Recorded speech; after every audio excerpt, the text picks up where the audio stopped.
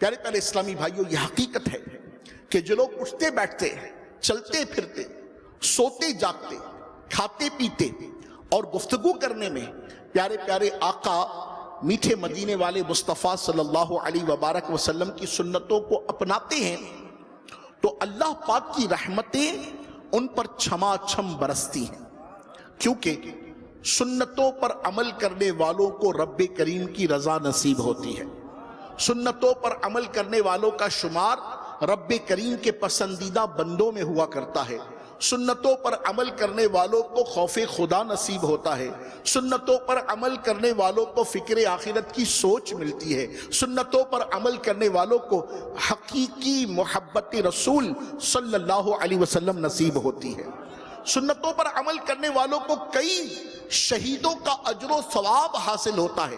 سنتوں پر عمل کرنے والوں کو دونوں جہاں کی کامیابیاں نصیب ہو جاتی ہیں۔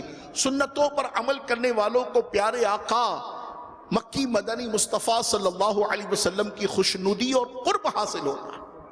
آئیے سنتوں پر عمل کا جذبہ بڑھانے کے لیے آپ کی خدمت میں ایک واقعہ پیش کرتا ہوں۔ چنانچہ حضرت سیدنا علی بن حسین رحمت اللہ تعالی علیہ، آپ نے حضرت حبت اللہ طبری رحمت اللہ تعالی علیہ کو خواب میں دیکھ کر پوچھا، اللہ پاک نے آپ کے ساتھ کیا معاملہ کیا؟ حضرت حبت اللہ رحمت اللہ تعالی علیہ نے جواب دیا، اللہ کریم نے میری مغفرت فرما دی۔ عرض کی گئی کس سبب سے؟ تو انہوں نے رازدارانہ انداز میں کہا، سنت مبارکہ پر عمل کرنے کی وجہ سے۔ سبحان اللہ۔ پیارے پیارے اسلامی بھائیوں، آپ نے سنا کہ سنت مصطفیٰ صلی اللہ علیہ وسلم پر عمل کرنے کی برکت سے اللہ پاک نے حضرت حبت اللہ رحمت اللہ تعالی علیہ کی مغفرت فرما دی۔ سبحان اللہ سبحان اللہ۔